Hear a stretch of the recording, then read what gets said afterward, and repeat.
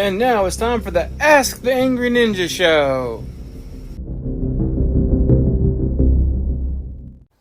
Alright, it's time for the Ask the Angry Ninja Show. What? Alright, guys, so we are going to talk about UFC number 5. That's right, we're doing number 5. And number 5, it was good. It was good. Not as good as some of the other ones. It starts off with some changes. They threw in a time limit. Yeah, no rounds, but a time limit. 20 minutes for quarterfinals and 30 minutes for semifinals and the final, and for the super fight. Super fight. Woohoo, super fight. That did not deserve any applause at all. Super fight sucked. We'll get to that. The first fight, Andy Anderson, Twycondo versus John Hess, who has his own style, which his own style did not involve any technique at all. I'm pretty sure it was, I'm just going to swing a whole lot.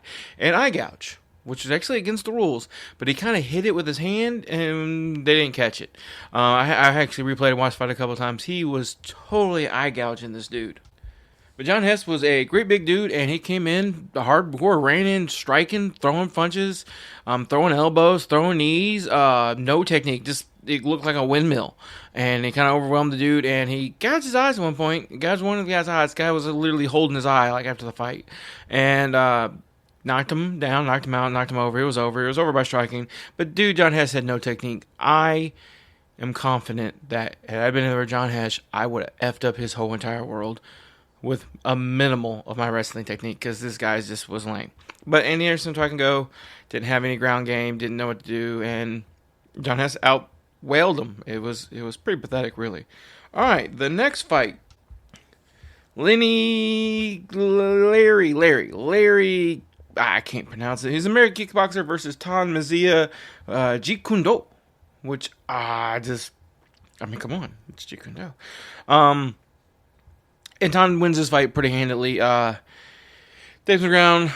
Striker gets taken down. Of course, American kickboxer can't do nothing on the ground. He gets choked out. A fight you've seen 100 times. Now, bring in the Russian for the next fight. Ola Targa. He is amazing. He's progressed, done some movies. He was in the Rollerball remake. He's a tough man. Like, he just stone-faced and does sambo. And he's going up against a Kempo guy. And he gets him in a side choke. He takes him down, pounds on him, gets him in a side choke, chokes the guy out, nothing to it. And he just looks unfazed at any one point. Like, even when he's getting hit, like, you're hitting a wall. He doesn't even notice. It is great. Now, for the next fight, they bring back the Beast, Dan Severn. Dan Severn learned something in between UFCs. He learned he's allowed to punch, which is scary for everybody else involved. Dan Severn versus Joe, who gives a crap, a member of judo. I know that's mean, but honestly, I can't say his last name. It's really what it boils down to. My pronunciation is not good, and I apologize. Dan Severn gets him down the ground and does a rear naked choke. Not something I was expecting from Dan Severn. He did some chokes last time, but nothing like a rear naked choke. And it's like the whole time he's trying to get the thing in and put it in and get it in properly, it's like he's trying to figure out how to do it while he's doing it. It was great. And Dan Severn, chokes the guy out. Of course, as a judo guy, you think he'd have a little bit of ground, but no, not really. Not against the wrestler that Dan Severn was. Wrestling, was Dan Severn's thing.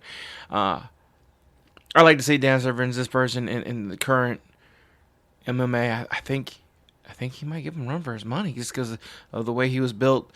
He's just perfect for that kind of fight. All right, so John Hess. I didn't mention this about John Hess for the semifinals. He was a really big dude who did not look like he was in any shape. Like, he had toothpick arms and a belly and did not look like a fighter, which probably explains his wailing technique. And he bows out. He does not continue. And they bring in a dude named Daniel, who's another judo guy, and he goes against Todd Mazzia and ground and pound. Daniel takes him down the ground and just pounds his face in. And it was pretty brutal. I do love the good, brutal fights. All right, and that brings us to the next fight, which is Ola Targa versus Dan Severn, last semifinal fight. Oh my. Like, ref stops the fight because of a cut. Because this is a straight ground and pound. Dan Severn gets him down the ground and just starts pounding this guy's face in. And at no point does it look like it's bothering Olak. Like, he's like, whatever, he can just keep hitting me. I don't care. He's not hurting me. And then Dan Severn got him down and got him kind of like a side mount. He was on his knees beside him, holding him down the ground, and then starts dropping his right knee into the guy's eye. Like, just straight, and his eye splits open, and it splits open bigger, and then he hits him again, and the eye splits open, and the back of his head splits open. Now, the way they're bottled up, the ref can't really see Olag's face. Otherwise, he probably would have stopped it sooner. And blood just pouring. Like, at this point in the UFC, probably the worst cut in UFC at this point. There's been much worse since then. I don't remember the fighter's name, but like, he gets his whole forehead sliced open. It looks horrible. But yeah, and so they stopped the fight. And again, it kind of just like Oleg wasn't even bothered. Like, he could have got up and just kept right on fighting. But, you know, don't want him to bleed into his eye and damage his eye, so they stopped the fight. But I honestly think if that fight had continued, I don't know if the difference was changed because Dan Severn's so good and Oleg from his back wasn't really doing a whole lot. He was trying, but Dan Severn's power was over. But yeah, he wasn't knocked out. He wasn't hurt. Like, other than the cut, like, he was fine. It's one of those, it was kind of a disappointing, although the way he ended with the knee was kind of an epic watch. I did thoroughly enjoy the fight. But I kind of feel like if the cut hadn't happened, that fight would have went for a lot longer. Because, like I said, Oleg did not look bothered at all. All right. Now to the disappointment of a super fight. Ken Shamrock knew there was a time limit in this fight. It was Ken Shamrock versus Royce Gracie. He knew there was a time limit. And Ken Shamrock did not fight to win this fight. Ken Shamrock fought not to lose. Royce Gracie was trying to win, and Ken Shamrock wasn't doing anything. There was some striking in the beginning. The minute they got it on the ground, Royce Gracie got on the guard. Royce Gracie starts to work, try to work something, and Ken Shamrock literally gets up under Royce Gracie, grabs his gi, and kind of crosses his arm, and gets down low, and kind of just hangs on. He doesn't do anything. Every so often, he kind of raises up a throw strike or two, or not. He doesn't try any holds. He doesn't try any techniques. He literally just like holding Royce Gracie's gi, so Royce Gracie can't do anything, and his arms are pinned against his body, can't get any kind of hold, can't do anything, and Kieran's just hanging out there. Like, you know what, Ken Shamrock's father was like, do something. At one point they stop the fight and stand the back up, and goes back to a little bit of striking, but same thing, back into the guard, and then he just kind of holds on to him, and then he just rides him for 30 minutes and does not do anything. Royce Gracie's obviously trying, and Ken Shamrock doesn't want to lose, and he knows there's a time limit. So they get to the end of the fight, it's a draw, and Ken Shamrock acts like he won something. Like, you didn't win. You didn't do anything. You not lost. And not lost is not a win.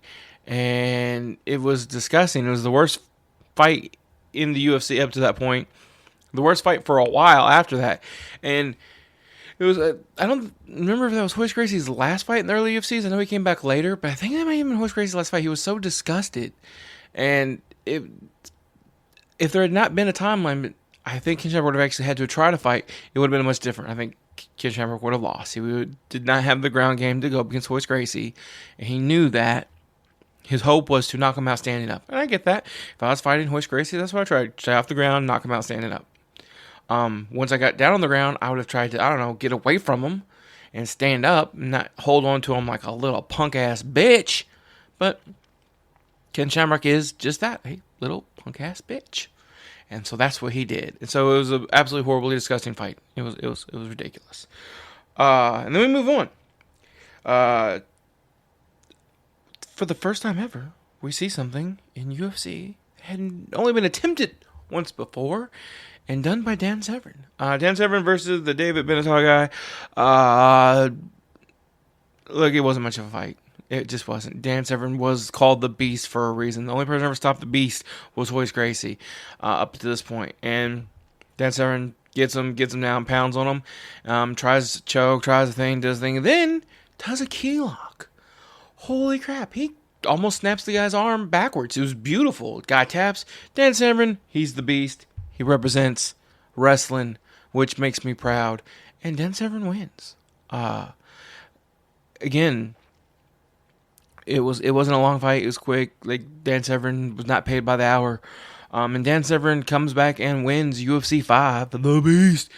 Only because he didn't have to fight Hoist Gracie. Although, honestly, if you take UFC 5 Dan Severn, throwing strikes, using his strength, I honestly think a Dan Severn versus Hoist Gracie fight would have been way better than the Ken Shamrock Hoist Gracie fight. And I'm honest with you, I'm going the record route saying there's a good chance Dan Severn would have won that fight. Dan Severn wins that fight against Hoist Gracie. The way he fought in UFC 5, he would defeat Hoist Gracie. I said it. I said what I said. Argue with me. Bring it. And have a good day. Hope you guys enjoyed the show. Alright guys, I hope you enjoyed that show. And all the others on the Ninja Podcast Network. We have Angry Ninja Presents Not a Kid's Game. The currently defunct D&D podcast. Hopefully more episodes coming soon. The Ask the Angry Ninja Show podcast. Chris Allen's audio stories, where I read you some stories I wrote. And if you have a story you want to hear that you wrote, send it to me and I will read it. Middle of the Road with Ninja and Moonshine podcast about a guy from the left and a guy from the right coming together and meeting in the middle. The Ninja News and Politics show. Outrageous Stories with the Angry Ninja, and Sports Talk with Ninja and JMO. And if you want to support the funny, support any of the shows, patreon.com/worstjokes. Come support the funny. If you want to reach out to us, at cman2342 on Twitter, or just get on Facebook, search for the Ask the Angry Ninja Show. You'll find our page. Ask us a question.